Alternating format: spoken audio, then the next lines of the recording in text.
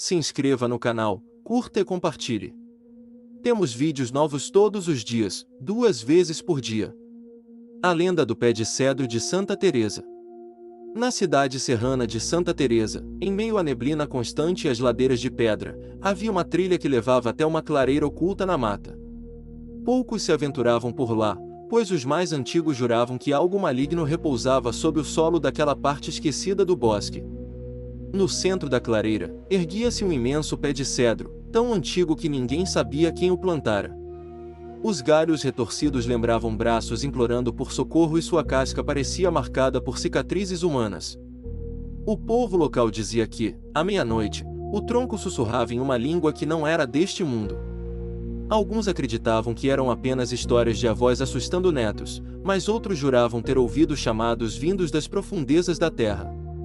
Uma das lendas mais contadas era sobre uma família que desapareceu após acampar perto do cedro. As barracas foram encontradas intactas, mas sem sinal de luta, e todos os aparelhos eletrônicos estavam desligados e cobertos de limo. Letícia, uma jovem pesquisadora em botânica da UFES, decidiu estudar o espécime, intrigada por sua idade e resistência. Ignorando os avisos dos moradores, ela partiu para a trilha numa manhã cinzenta de julho, levando apenas uma mochila com amostras, lanterna e um caderno de anotações. Ao chegar ao pé do cedro, sentiu um arrepio percorrer sua espinha. O silêncio ali era absoluto, como se o mundo tivesse prendido a respiração. Ela examinou as raízes e notou algo incomum: havia umidade excessiva no solo, mas não havia sinal de nascente ou lençol freático. Pior, havia uma substância escura e viscosa que parecia se mover sozinha. Ao tocar a gosma com um galho, ela viu pequenos fragmentos de unha e algo que lembrava tecido humano. Sua primeira reação foi pensar em alguma decomposição animal, mas o cheiro não era de carne morta, era algo mais podre, mais velho. Letícia decidiu pernoitar ali, montando uma pequena barraca longe da árvore. À noite, sons começaram a ecoar, sussurros, passos leves e um choro que parecia vir de uma criança. Ela registrou tudo em seu gravador, mas os arquivos seriam encontrados depois como ruído branco, intercalado com uma única frase repetida: alimente-me. Às 3 da manhã, ela acordou sentindo algo rastejando sobre seu corpo. Acendeu a lanterna e viu centenas de raízes finas entrando por pequenas frestas da barraca, tentando tocá-la. Assustada, cortou algumas com um canivete e correu para fora, mas a floresta parecia diferente, mais densa, mais viva. O caminho de volta havia desaparecido. No dia seguinte, um grupo de buscas foi enviado após Letícia não retornar. Encontraram apenas seu caderno, com páginas arrancadas e uma frase escrita em carvão vegetal na contracapa: eu ouvi as raízes gritarem meu nome. Em 1875, quando os primeiros colonos italianos chegaram à região, construíram suas casas nos arredores do mesmo bosque. Um deles, Giuseppe Benedetti, tentou derrubar o pé de cedro para expandir sua plantação. O machado dele quebrou em 3 partes, e seus bois adoeceram no dia seguinte. Em menos de uma semana, toda a sua família teve febres estranhas e morreram com as veias completamente negras. Desde então, os moradores evitavam a área, chamando-a de Bosco della Fame, o Bosque da Fome. Padre Antônio, o pároco local, tentou benzer a árvore. Levou água bente um crucifixo, mas voltou com os olhos vermelhos e os pés queimados por dentro das botas. Ele nunca mais celebrou missa e passou o resto da vida recluso, escrevendo compulsivamente em latim. Os textos foram trancados na biblioteca da paróquia, mas dizem que um deles descreve o cedro como um elo entre o mundo dos vivos e o ventre do abismo. O cedro parecia crescer a cada lua nova, como se alimentasse da escuridão. Pássaros não sobrevoavam seu topo e nem mesmo os insetos pousavam sobre sua casca. Um lenhador chamado Olavo tentou colocar fogo em sua base, mas as chamas se apagaram sozinhas, como se o ar ao redor tivesse sido sugado. 2 dias depois, encontraram Olavo com os pulmões cheios de serragem e a boca costurada com cipós. No vilarejo, passou-se a acreditar que o cedro era uma prisão. Diziam que ele segurava algo antigo, algo enterrado ainda antes da chegada dos índios tupiniquins. Algo que havia sido selado por sangue, e que só despertaria quando o nome de uma mulher fosse chamado 3 vezes ao redor do tronco. Muitos evitavam até mesmo pensar nisso, temendo que o espírito adormecido captasse seus pensamentos. As crianças eram advertidas a não brincar na trilha. Diziam que, ao subir até o pé do cedro, seus pés ficariam pesados, como se raízes crescessem neles. Um menino chamado Yuri desapareceu ali em 1992, e sua mãe dizia ouvir batidas no chão do quarto todas as noites. Uma vez, cavou o chão e encontrou unhas pequenas debaixo do assoalho. Chorando, deixou a cidade sem olhar para trás. Os mais velhos começaram a reunir rezas antigas, misturando latim, italiano e tupi, tentando formar um tipo de proteção mística. Mas a cada tentativa, mais sinais surgiam: vacas encontradas sem sangue, cães uivando para o mesmo ponto da mata e um frio constante nos arredores da árvore, mesmo nos dias mais quentes do verão capixaba. Tudo parecia indicar que algo estava prestes a despertar. Em 2003, um grupo de escoteiros acampou próximo à clareira, ignorando os alertas. Durante a madrugada, um dos meninos, Samuel, foi encontrado rindo sozinho ao pé do cedro, com a cabeça encostada no tronco. Quando o chamaram, ele olhou lentamente, com olhos opacos e a boca cheia de terra. Foi levado ao hospital, mas faleceu horas depois com os pulmões colapsados. Seu último registro escrito dizia: "Ele me contou onde mora." A partir desse evento, a prefeitura tentou interditar a trilha, mas os desaparecimentos não cessaram. Pior, moradores próximos começaram a sonhar com raízes que atravessavam suas casas, entrando em suas bocas enquanto dormiam.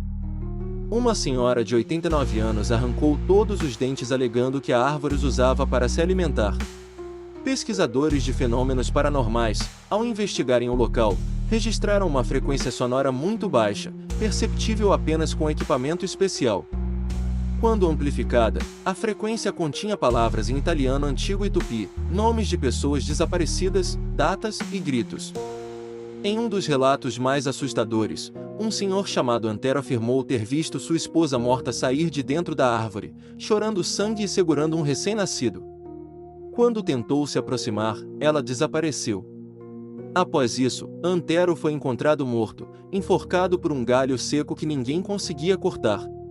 A comunidade entrou em pânico e os cultos evangélicos se intensificaram. Tentaram exorcizar o bosque com louvores, mas o som dos instrumentos se distorcia ao entrar na trilha. Testemunhas diziam que as folhas do cedro balançavam mesmo sem vento, como em zombaria. Um grupo clandestino, ligado a cultos de origem obscura, começou a adorar a árvore como um portal vivo. Diziam que ela era a mãe das raízes e que alimentá-la com sangue mantinha o equilíbrio. Os mais corajosos que tentaram denunciar o culto desapareceram ou enlouqueceram.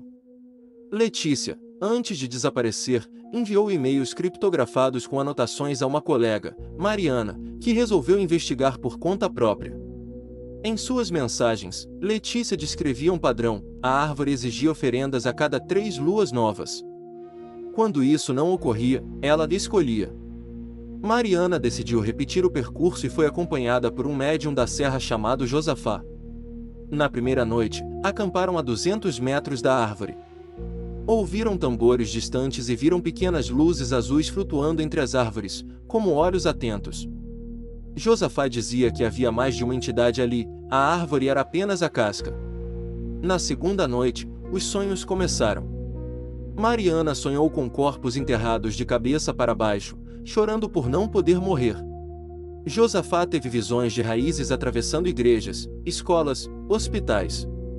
Segundo ele, a árvore havia se espalhado subterraneamente por todo o município. Na terceira noite, realizaram um ritual de proteção e se aproximaram do cedro com objetos sagrados.